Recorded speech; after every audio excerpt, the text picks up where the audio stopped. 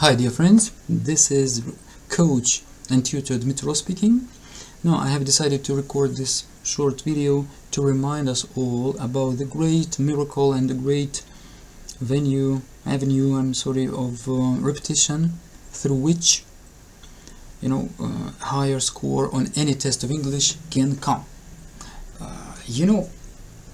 More than 100 years ago, Dale Carnegie wrote in one of his books, I don't remember which exactly, this phrase that memorization is all about three things: repetition, association, and emotion. Yes, repetition, association, and better say not emotion, but impression.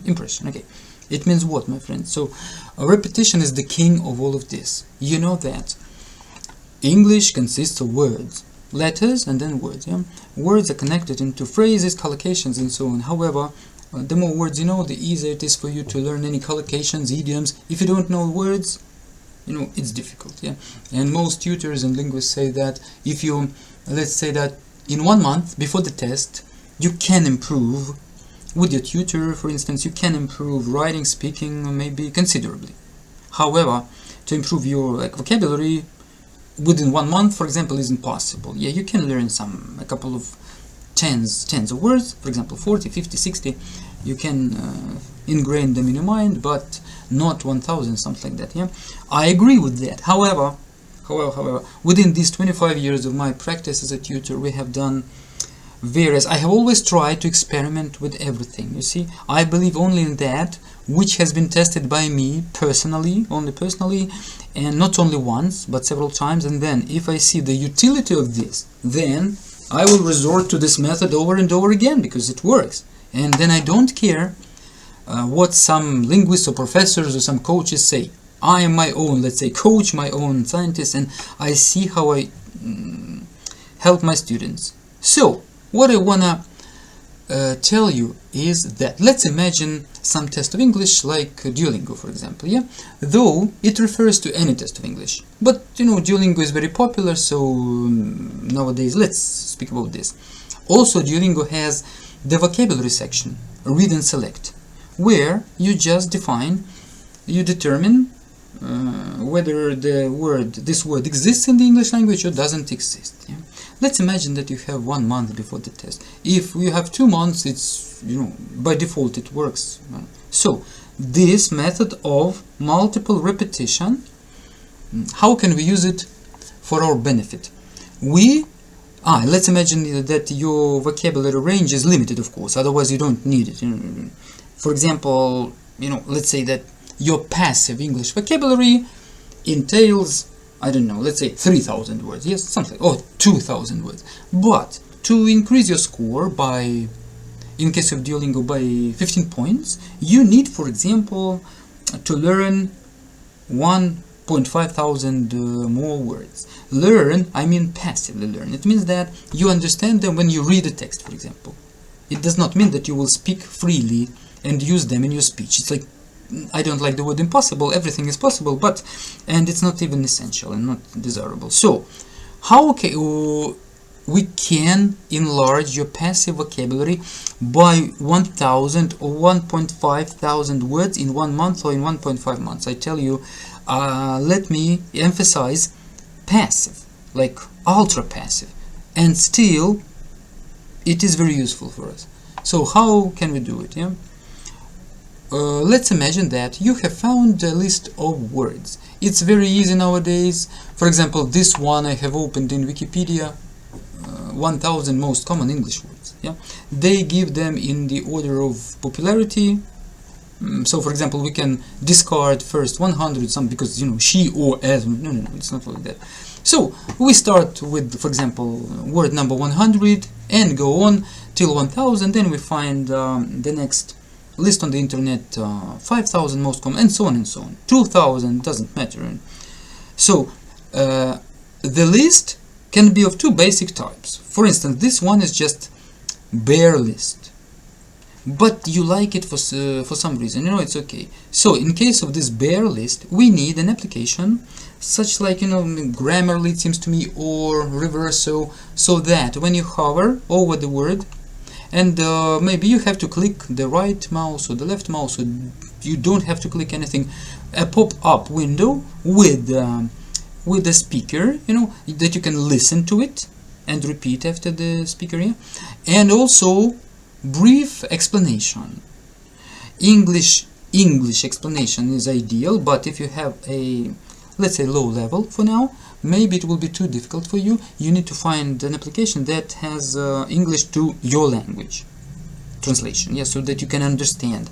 Now, this is the first type of list. There are hundreds of, or maybe thousands of such lists on the internet. It's no problem. You just click them and, I mean, type them in Google, 1000 most common English words and 5000 most common, and you will see a lot of them. Choose whichever you like. There are some, but there is the second type, like this one. Let me show you, like this one. You see, here the words are grouped according to their frequency of usage, but this is not the main point. This frequency, you see, here we already have those speakers. We can listen. We have the definitions. We have sample sentences, and we have sometimes synonyms. In this case, not to every word, but you know, there. So in this case, you don't need any application. You don't need any.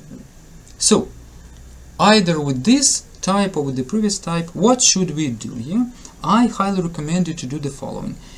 Each, let's call it homework, each Duolingo or IELTS homework, we start with this exercise.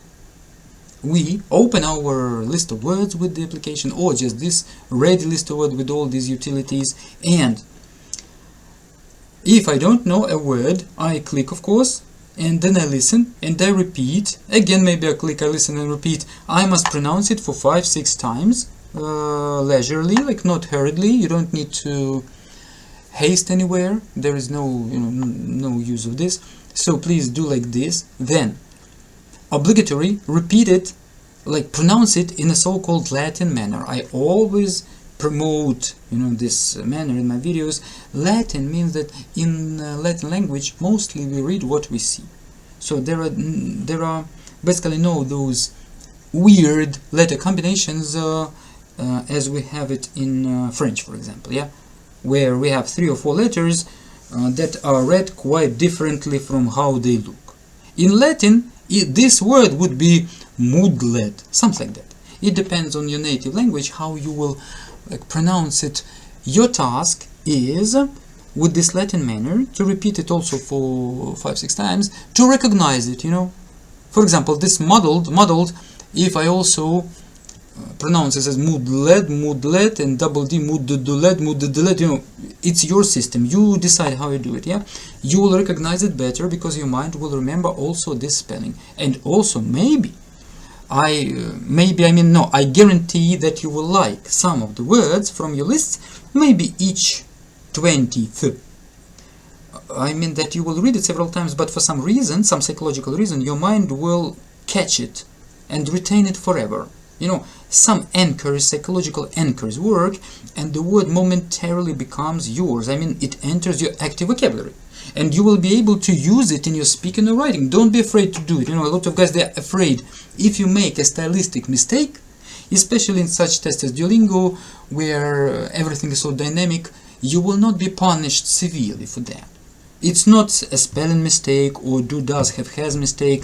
If you, for example, put this, let's say, tragically, it's not uninhabited, let's say, unavoidably, if you use it instead of inevitably, for example, yeah, it will be a stylistic mistake, but come on, you will not be penalized greatly, because when a person is excited, then he or she usually forgets about 70% of what they remember, and of course, even a native speaker can use the words maybe in a wrong way. So don't think about this. So obligatory, my friends, please pronounce, not only like read unavoidably, yeah?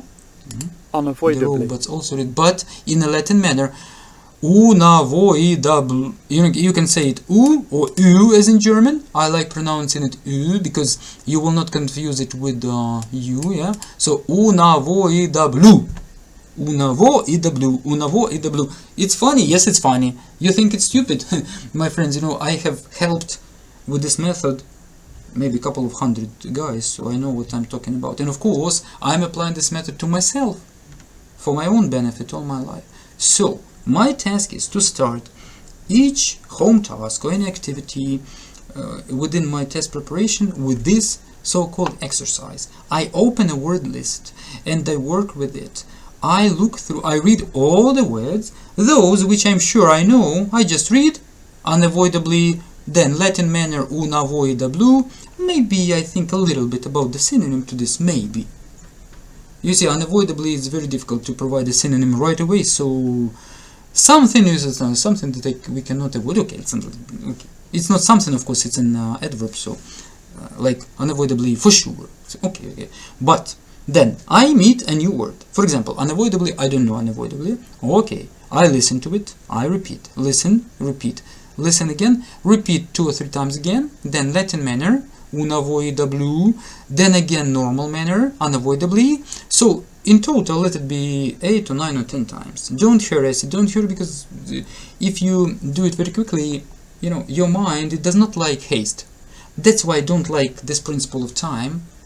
This, you know, when they within the tests, they always try to limit your time frame. Yeah, because they will say we cannot stretch the test for 10 hours. I understand, but a lot of talented guys, when being pressed for time, they become paralyzed. So a broad genius mind doesn't like being pressed for time. But you know, we cannot change it. So don't hurry.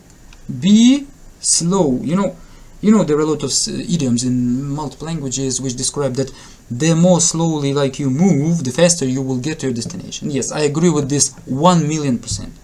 That's why you read it overall 9 or 10 times, then you look through the explanation, some synonyms.